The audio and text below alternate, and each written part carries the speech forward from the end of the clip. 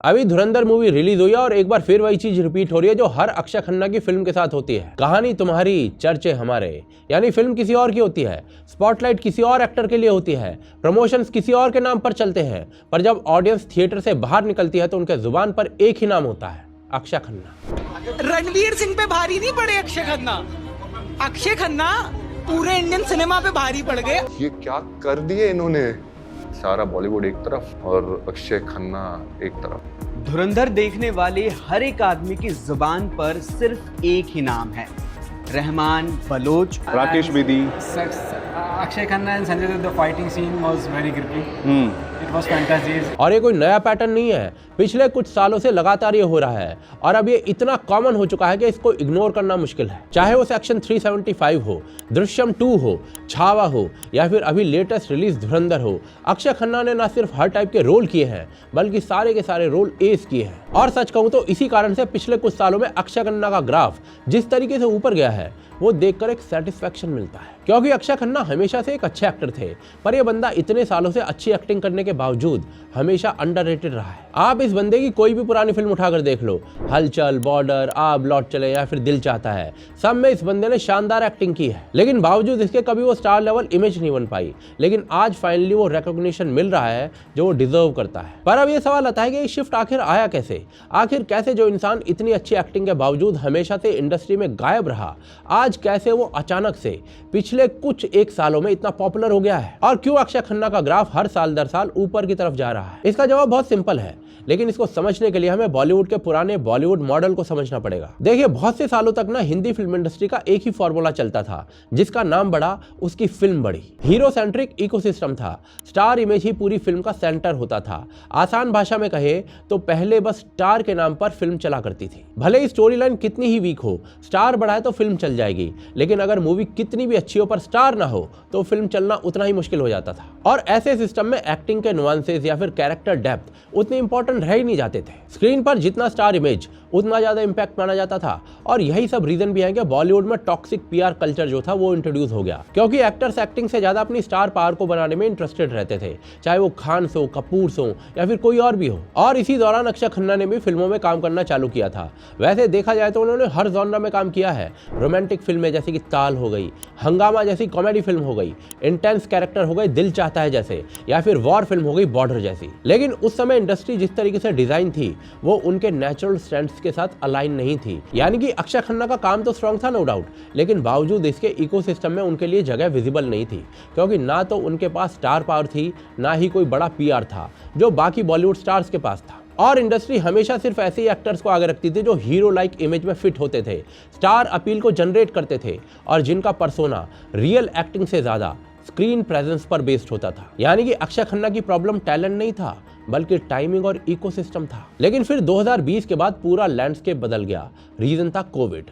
Covid ने सिर्फ theatres नहीं बंद किए थे, ऑडियंस की व्यूइंग हैबिट्स रीसेट कर दी थी। भारत के अंदर पहली बार लोग बड़े पैमाने पर ग्लोबल कंटेंट देखने लगे थे। Korean crime shows, Spanish thrillers, American court room dramas, British limited series और ना सिर्फ इंटरनेशनल मीडिया बल्कि उन्होंने भारत के भी कई बेहतरीन कंटेंट को कंज्यूम किया, जिसमें स्टोरी टेलिंग और एक्टिंग को प्रायोरिटी दी गई थी बजाय बड़े नाम के। और इसका रिजल्ट ये हुआ कि ऑडियंस को अच्छी एक्टिंग और बुरी एक्टिंग में डिफरेंस समझ में आने लग गया और लोग एक्चुअली उस अच्छी एक्टिंग को पसंद करने लग गए, जिसका रिजल्ट ये हुआ कि धीरे धीरे इंडियंस का एक मेजर चंक जो मूवीज को कंज्यूम करता है वो डाइवर्सिटी और मैच्योर कंटेंट को कंज्यूम करने लग गया। ओटीटी के कारण ऑडियंस का एक्सपोजर डिटेल ओरिएंटेड कंटेंट में बढ़ गया। जब कोई व्यूअर एक ही वीकेंड में 6 से 8 घंटे का टाइटली रिटन शो देखता है तो उसकी एक्सपेक्टेशंस नेचुरली मैच्योर हो जाती है और इसीलिए अब बड़े चेहरे से एक्साइटमेंट नहीं होती।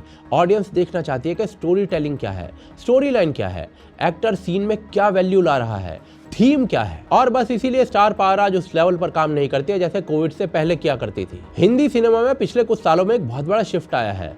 Big star is equal to big hit वाली गारंटी खत्म हो चुकी है और इसके एक दो एग्जाम्पल नहीं है, ऐसे ढेरों एग्जाम्पल है। सलमान खान की कई फिल्में जो है फ्लॉप रही है, अक्षय कुमार की लगातार फिल्म फ्लॉप हुई है, रणबीर कपूर की शमशेरा जैसी फिल्म बहुत बड़ा डिजास्टर साबित हुई है, आमिर खान और अमिताभ बच्चन तक ये फ्लॉप होने का दंश झेल चुके हैं। और ये फेलियर किसी एक स्टार की गलती नहीं है, ये प्रूफ है है कि ऑडियंस ने अपनी बेसिक डिमांड्स जो है वो बदल दी है। आज लोग टिकट खरीदते समय स्टार नहीं देखते, वो देखते कि फिल्म क्या दे रही है। अगर स्टार देखते होते तो सलमान खान से बड़ा स्टार कौन है, लेकिन बावजूद इसके उनकी कई फिल्में बॉक्स ऑफिस पर इस तरीके से पिटी हैं जैसे कि किसी बी ग्रेड एक्टर की पिटती है। पर देखिए, साथ के साथ मैं ये भी कहना चाहूंगा कि ऐसा नहीं है कि स्टार पावर बिल्कुल जीरो हो चुकी है। स्टार पावर आज भी एग्जिस्ट करती है, कुछ मात्रा में करती हो पर करती है, और आज भी मास ऑडियंस एग्जिस्ट करती है। लेकिन आप इस बात से डिनाई नहीं कर सकते हो कि जो ऑडियंस डिस्कशन को ड्राइव करती है, YouTube reviewers, social media reactions, word of mouth circuits, early adopters, वो कंपैरेटिवली काफी मैच्योर हो चुके हैं, और यही वो ऑडियंस है जो अक्षय खन्ना को हमेशा से चाहिए था।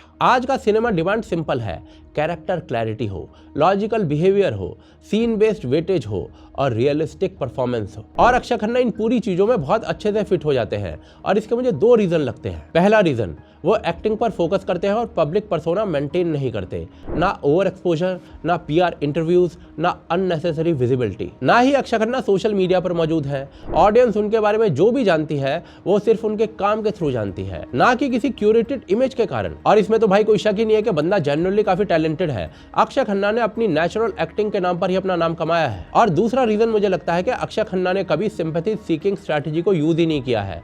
करियर में मल्टीपल ब्रेक्स आए, कुछ फिल्में नहीं चली, इंडस्ट्री ने उन्हें एक समय पर साइडलाइन कर दिया था। उनके बालों का भी जल्दी उड़ जाना बॉलीवुड के ट्रेडिशनल हीरो इमेज के खिलाफ जाता था, और कई एक्टर्स इस रीजन से इनसिक्योरिटी डेवलप करते हैं, हैवी पीआर करते हैं, या इमेज बचाने के लिए पब्लिक नैरेटिव को पुश करते हैं। लेकिन अक्षय खन्ना ने इस पर्सनल चैलेंज पर भी कभी विक्टिम कार्ड नहीं खेला, बल्कि अपने एक्टिंग स्किल्स पर और ज्यादा काम किया। वो क्वाइटली काम करते रहे, रोल्स चुनते रहे और परफॉर्मेंसेस पर फोकस बनाए रखा। और ये सारा डिटैच्ड बिहेवियर ऑडियंस के लिए एक अलग तरीके की रिस्पेक्ट को बिल्ड करता है, क्योंकि लोग नेचुरली एक्टर्स को ट्रस्टवर्दी मानते हैं और ऑटोमेटिकली कनेक्शन बिल्ड करने की कोशिश करते हैं। और इसी वजह से ये कहना गलत नहीं होगा कि अक्षय खन्ना की आज एक ऐसी पर्सनैलिटी है जहां ऑडियंस उन्हें मैन्युफैक्चर्ड स्टार नहीं मानती है, बल्कि एक जेन्युइन एक्टर मानती है। तो देखिए, लास्ट में बॉटम लाइन यही है कि अक्षय खन्ना का राइज सडन नहीं था, डिलेड था, लेकिन लॉजिकल था।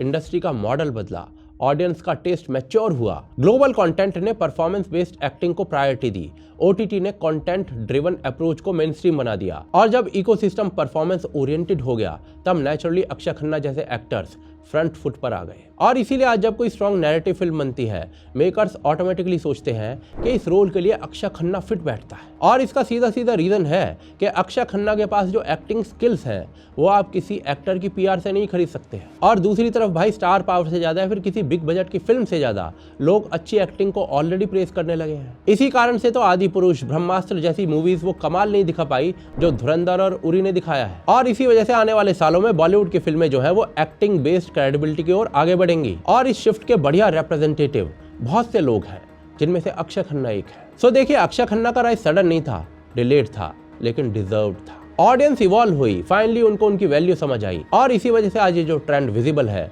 वो आने वाले सालों में और स्ट्रांग होगा। अक्षय खन्ना सिर्फ पॉपुलर नहीं होंगे, he will become one of the most important character driven actors in modern Hindi cinema.